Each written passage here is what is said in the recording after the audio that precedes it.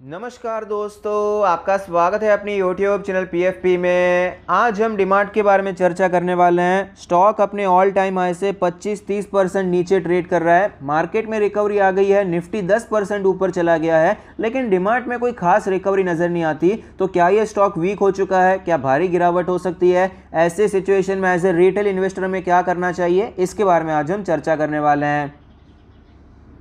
सबसे पहले कंपनी के Q3 के नंबर्स पर नज़र डाल देते हैं। नेट सेल्स हमें 22% बढ़ता हुआ नजर आता है ईयर ऑन ईयर बेसिस पे। नेट प्रॉफिट में 23% की बढ़ोतरी हुई है। एबिटा 21% ऊपर गया है। तो क्लियरली रिजल्ट्स हमें अच्छे नज़र आते हैं। सेल्स भी ऊपर गया है और प्रॉफिट भी ऊपर गया है। कंपनीज में हो क्या रहा है, मार्जिन्स में गिरावट हो रही है। सेल्स तो ऊपर जाता है लेकिन प्रॉफिट तो नीचे चला आता है, जबकि डीमार्ट में सेल्स से थोड़ा बहुत ज़्यादा ही इंप्रूवमेंट हुआ है प्रॉफिट में। तो यहाँ पर मार्जिन्स हमें बढ़ते हुए नजर आए हैं। तो रिजल्ट्स तो बहुत अच्छे हैं। कंपनी के फंडामेंटल्स के बारे में बात करते हैं। सेगमेंट ब्रेकअप के बारे में बात करें तो फूड से 57.4% का रेवेन्यू कंट्रीब्यूशन है, नॉन फूड एफएमसीजी से 19.7% और जनरल मर्चेंडाइज एपरल से 22.9% का कंट्रीब्यूशन है। लोकेशन वाइज ब्रेकअप के बारे में बात करें 100% का कंट्रीब्यूशन इंडिया से आता है। नंबर ऑफ स्टोर्स के बारे में बात करें 263 स्टोर्स हैं एज ऑफ दिसंबर 2021, जो कि कंटिन्यूसली ऊपर जा रहे हैं। बहुत अच्छा एक्सपेंशन होता हुआ नजर आता है। लेकिन जो दूसरा डेटा है same store sales growth data, वो माइनस में नजर आता है। -13.1% का यहाँ पर डेटा नजर आता है। यानी कि सेम स्टोर में, एक स्टोर में पिछले साल क्या चल रहा था, अभी क्या चल रहा है, तो उस हिसाब से ग्रोथ हमें कम होती हुई नजर आई है, माइनस में जाती हुई नजर आती है इनफैक्ट। तो यहाँ पर अच्छी खासी गिरावट देखने को मिली है। तो ये क्लियरली अच्छी बात नहीं है। इसका एक रीजन तो भाई हम सबको पता है, कोविड-19 की वजह से हमें यहाँ पर जो ऑक्यूपेंसी है वो कम होती हुई नजर आई, फुटफॉल्स हमें कम होते हुए नजर आए। ये एक रीजन दिखाई पड़ता है।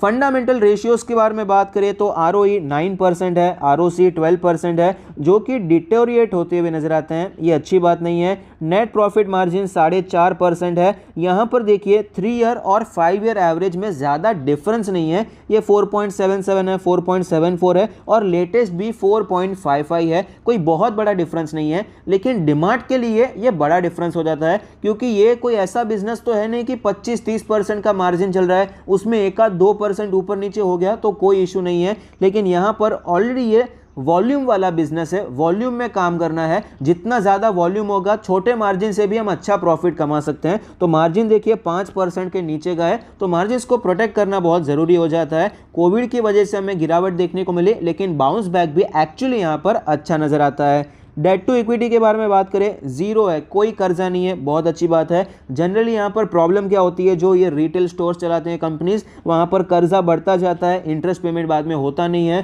फिर कंपनीज की हालत ख़राब हो जाती है। आपको तो पता ही है कितने कंपनीज के साथ ऐसा हुआ है। तो डीमार्ट पर कर्जा ही नहीं है, तो ये टेंशन यहाँ पर चला जाता है। फाइनेंशियल ट्रेंड के बारे में बात करें तो यहाँ पर रेवेन्यूज़ में कंटिन्यूस ग्रोथ देखने को मिली है। कोविड के बावजूद यहाँ पर कंपनी ने अपने आप को संभाल लिया, थोड़ी बहुत गिरावटी देखने को मिली। प्रॉफिट्स भी हमें बढ़ते हुए नजर आए हैं। यहाँ पर कोविड की वजह से गिरावट देखने को मिली, लेकिन प्रॉफिटेबल रहा है, ये बड़ी बात हो जाती है। तो ओवरऑल फाइनेंशियल ट्रेंड भी काफ़ी अच्छा है, ग्रोथ भी काफ़ी अच्छी नजर आती है। शेयर होल्डिंग पैटर्न के बारे में बात करें, सबसे अच्छी बात यह है 75% प्रमोटर के पास है। तो इसे क्लियरली कई बार थोड़ा सा मैनिपुलेट करना ईजी हो जाता है, लेकिन ये बड़ी कंपनी है, बड़ा मार्केट कैप है, तो इसे मैनिपुलेट करना थोड़ा बहुत मुश्किल हो जाएगा। छोटी कंपनीज में अगर 75% प्रमोटर के पास होता है तो ईजी हो जाता है, लेकिन यहाँ पर ऐसा नहीं है। पॉजिटिव ये है कि प्रमोटर को पूरा विश्वास है अपनी कंपनी पे। म्यूचुअल फंड 6% की हिस्सेदारी, 0.5% DIA इसके पास है, FIA इसके पास 9.5% है और रिटेल एंड अदर्स कैटेगरी में ऑलमोस्ट 9% की हिस्सेदारी है। तो share holding pattern strong hands में है। एनालिस्ट के रेटिंग के बारे में बात करें, 28 एनालिस्ट ने स्टॉक को कवर किया है, जिसमें से 21% का मानना है कि स्टॉक में खरीदारी करनी चाहिए।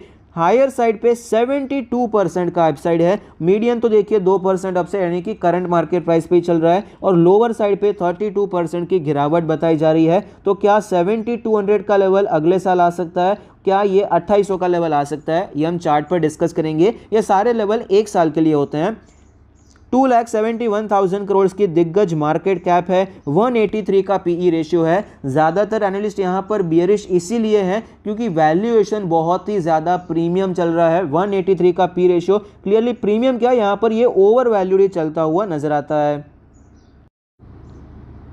स्टॉक के चार्ट पर हमें क्लियरली पता चलता है कि यहाँ पर अक्टूबर में एक शानदार तेज़ी देखने को मिली, कुछ ज़्यादा ही तेज़ी देखने को मिली थी, ऑलमोस्ट 6000 तक पहुँच गया था, उसी दिन गिरावट देखने को मिली। स्टॉक यहाँ पर हमें बाद में साइडवेज होता हुआ नजर आया और स्लोली यहाँ पर हमें डाउनवर्ड ट्रेंड देखने को मिला और फिलहाल ये स्टॉक अपने 200 डेज़ के मूविंग एवरेज के ऊपर ट्रेड कर रहा है, 20 डेज़ के मूविंग एवरेज के भी ऊपर है, 50 और 100 डेज़ के मूविंग एवरेज के नीचे ट्रेड करता हुआ नजर आता है। तो यहाँ पर जो सवाल था कि ये स्टॉक में कोई खास रिकवरी देखने को नहीं मिली है, सही बात है, यहाँ पर कोई खास रिकवरी हमें नज़र नहीं आती है, ये उसी रेंज में ट्रेड कर रहा है, गिरावट के बाद कोई ज़्यादा ऊपर नहीं गया, लेकिन एक्चुअली ये निफ्टी से स्ट्रांग चल रहा है। रीज़न क्या है? रीज़न बहुत सिंपल है, भले ही ये 30% गिरा, निफ्टी 15% गिरा, लेकिन यहाँ पर हर एक इंडेक्स का, हर एक स्टॉक का मूवमेंट करने का स्टाइल अलग अलग होता है, वॉलेटिलिटी अलग अलग होती है, रेंजेस अलग अलग होते हैं। तो यहाँ पर डिमांड अपने 200 डेज़ के मूविंग एवरेज के ऊपर ही ट्रेड कर रहा है। इतनी गिरावट में भी इसके नीचे हमें कोई बड़ी क्लोजिंग देखने को नहीं मिली, इसके ऊपर ये सस्टेन करता हुआ नजर आया, जबकि निफ्टी 50 ने एक्चुअली तोड़ दिया था। तो भले ही अभी ऊपर नहीं गया, लेकिन कंपेरेटिवली बेसिस पे लंबे टाइम फ्रेम में 6-8 महीने में ये स्टॉक ने अच्छा ही परफॉर्म किया है और स्ट्रॉन्ग ही नजर आता है। डेली RSI 50.79 है। वीकली चार्ट के बारे में बात करें तो वीकली चार्ट पे हमें नजर आता है स्टॉक ने मल्टी बैगर रिटर्न्स बना कर दिए हैं। 300 का इसका कुछ इशू प्राइस था, IPO का प्राइस था, डबल पे ओपन हुआ, उसके बाद ये कंटिन्यूसली भागता हुआ ही नजर आया है, 6000 तक पहुंच चुका है। तो बहुत अच्छा ऑफकोर्स मल्टी बैगर रिटर्न्स इसने बना कर दिए हैं।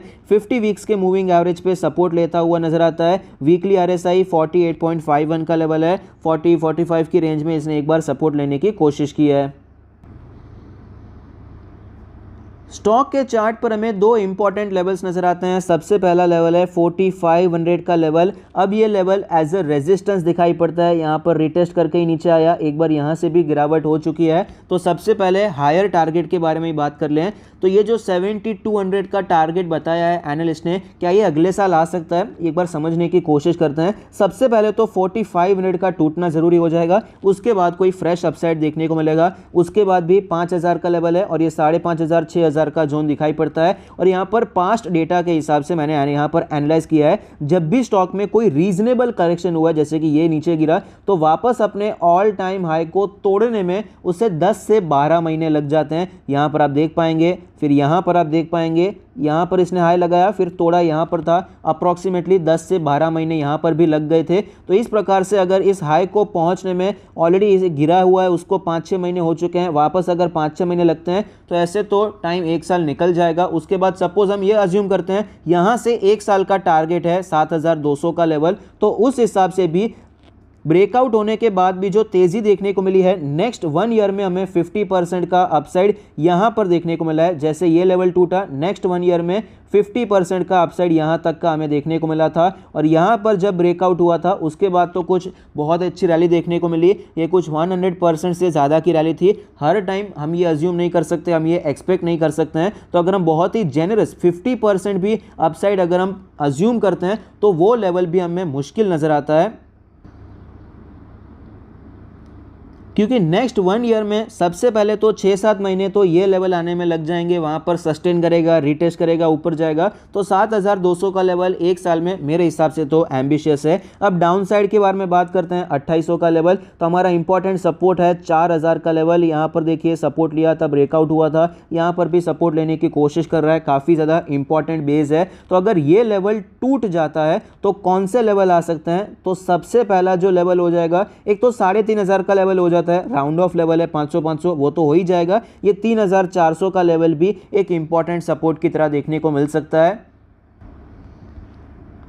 टेक्निकली इसके नीचे जाता हुआ मुझे फिलहाल तो नज़र नहीं आता है, बाय चांस वो भी टूट जाता है तो 3000 का लेवल भी है, तो 1 साल में 2800 आ जाएगा, उसकी पॉसिबिलिटी भी बहुत ही ज़्यादा कम नज़र आती है। तो एनालिस्ट ने जो हायर साइड पे और लोअर साइड पे टारगेट्स बताए हैं वो बहुत ही ज़्यादा ऑप्टिमिस्टिक और बहुत ही ज़्यादा पेसिमिस्टिक नज़र आते हैं। तो फिलहाल के लिए अगर हम रियलिस्टिक लेवल्स के बारे में बात करें तो एक और ट्रेंड लाइन में आपके साथ शेयर करना चाहूँगा, इससे हमारा कॉन्फिडेंस भी बिल्डअप हो जाता है। जब भी हम यहाँ पर कोई एनालिसिस करते हैं हमें कन्विक्शन बढ़ाना है अपना कि जो हम डिसीजन ले रहे हैं वो सही है। तो यहाँ पर ट्रेंड लाइन भी देखिए अपने सपोर्ट पर ट्रेड कर रहा है। तो अगर यहाँ पर पोजीशन कोई बनाना चाहता है तो ऑफ कोर्स ये बहुत अच्छा मौका है जहाँ पर हम पोजीशन बनाने के बारे में सोच सकते हैं। छोटे स्टॉप लॉस के साथ एक बड़े टारगेट के लिए हम खरीदारी कर सकते हैं। तो सबसे पहले 6 महीने, 1 साल का जो यहाँ पर टाइम फ्रेम रखते हैं उनके बारे में बात करें तो यहाँ पर करंट मार्केट प्राइस पे खरीदारी करने के बारे में सोचा जा सकता है। स्टॉप लॉस क्या लेना है, अगर 4000 का लेवल डिसाइसिवली टूट जाता है तो एग्जिट कर देना है। तो यहाँ पर अगर आप सिस्टम में स्टॉप लॉस डालना चाहते हैं, जीटीडी स्टॉप लॉस लगाना चाहते हैं,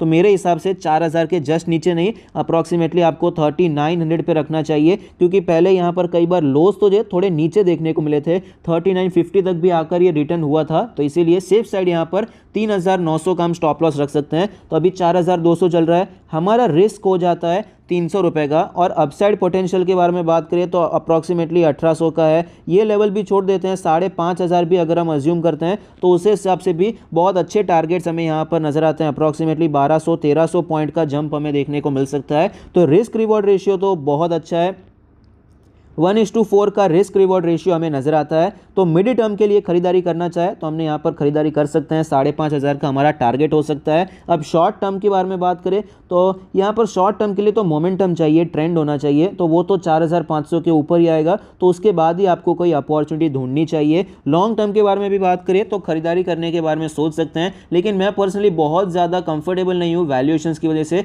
जब इन्वेस्ट करते हैं तो दो चीज़ें देखना होता है, एक तो फंडामेंटल्स की भाई कंपनी कैसी है, कंपनी का काम कैसा है, दूसरा हो जाता है कि हम कंपनी को कौन से भाव पे खरीद रहे हैं। कितनी भी अच्छी कंपनी अगर हम महंगे पे खरीदेंगे तो कोई मतलब नहीं है। तो यहाँ पर कंपनी तो फैंटास्टिक है लेकिन वैल्यूएशन ओवर फैंटास्टिक चल रहा है, बहुत ज़्यादा महंगा चल रहा है, तो इसलिए मैं ज़्यादा कंफर्टेबल नहीं हूँ, खरीदना चाहूँगा। तो यहाँ पर भी मैं लॉन्ग टर्म के लिए भी स्टॉप लॉस रखना ज़्यादा प्रेफर करूँगा। सेम स्टॉप लॉस 3900 का ही मैं यहाँ पर पर्सनली प्रेफर करूँगा, या फिर नीचे गिरता तो खरीदेंगे, वरना अवॉइड करना चाहूँगा अगर बिना स्टॉप लॉस के काम करना है। कंपनी के पॉजिटिव्स के बारे में बात करें, फंडामेंटल्स बहुत अच्छे हैं, शेयर होल्डिंग पैटर्न काफ़ी अच्छा है, ग्रोथ काफ़ी अच्छी है, डीआईएस का स्टेक भी ऊपर जा रहा है। नेगेटिव्स के बारे में बात करें, एफआईएस का स्टेक कम हो रहा है, वैल्यूएशन प्रीमियम नहीं, यहाँ पर ओवर वैल्यू चल रहा है। टेक्निकल्स हमें वीक नजर आते हैं, स्लाइटली वीक नजर आते हैं, बहुत ज़्यादा वीक नहीं चल रहे हैं। मोस्ट ऑफ द एनालिस्ट भी बियरिश नजर आते हैं, उसका रीज़न भी यही है कि वैल्यूएशन महंगा चल रहा है।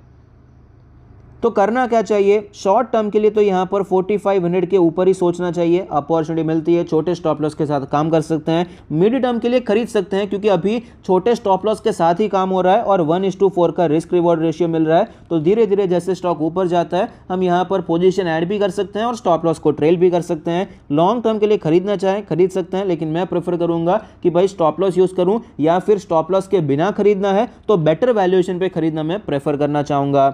आई होप आपको ये वीडियो पसंद आता है, आपके इन्वेस्टमेंट और ट्रेडिंग डिसीजन में आपको ये मदद करता है। Thank you, stay happy, happy investing.